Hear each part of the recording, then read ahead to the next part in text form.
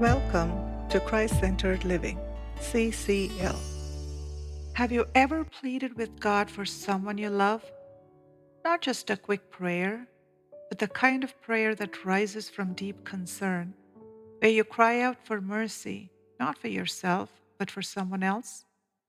If you've ever wept for a wandering child, stood in the gap for a broken family, or begged God to spare a life, then today's story is for you.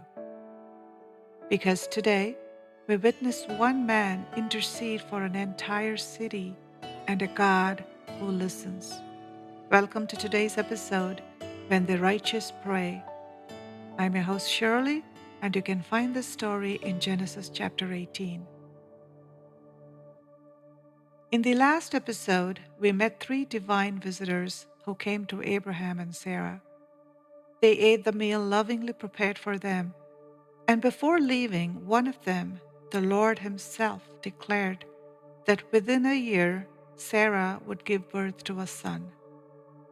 Now the visitors rise to leave, and their eyes turn towards the horizon, towards Sodom. Abraham walks with them, something stirring in his spirit.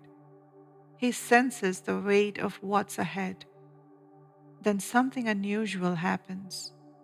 The Lord pauses. He ponders within himself.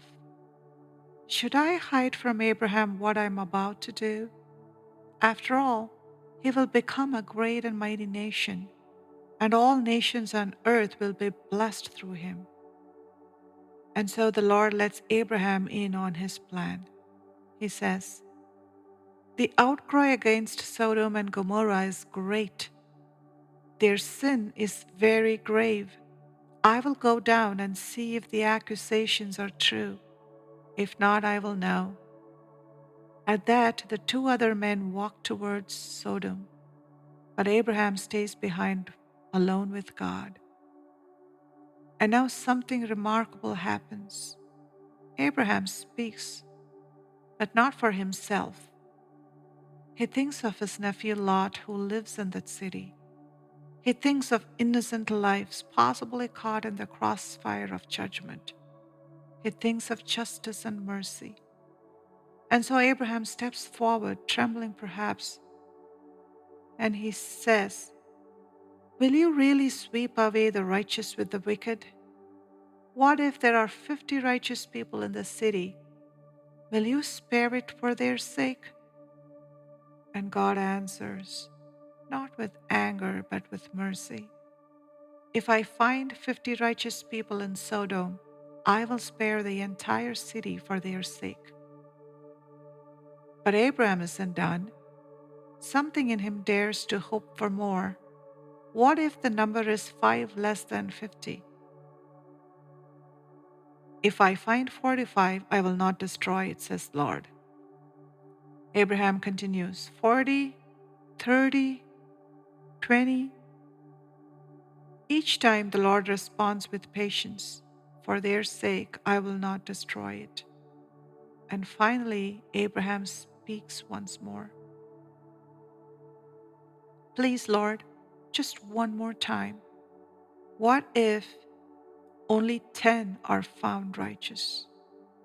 And the Lord replies, "For the sake of 10, I will not destroy it."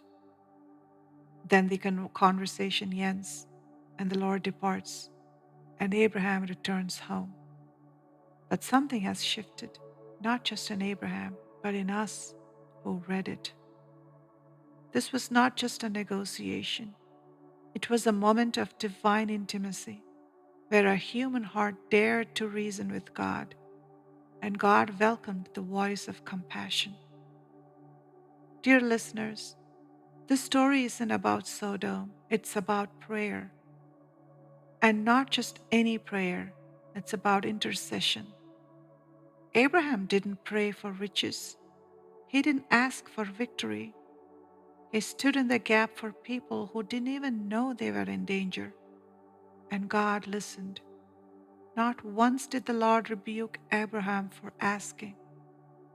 In fact, He engaged every question with patience, with grace, and with mercy.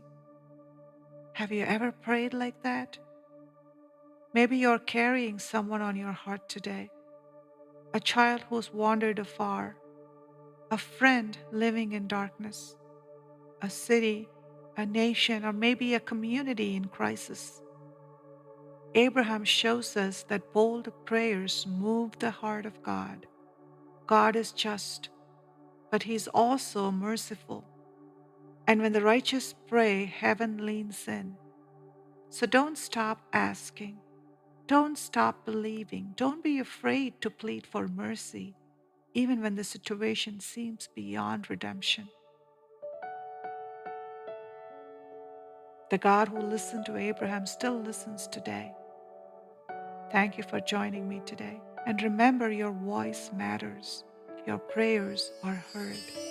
And when you intercede for others, you reflect the very heart of God.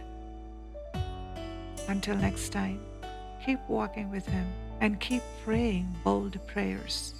God bless you.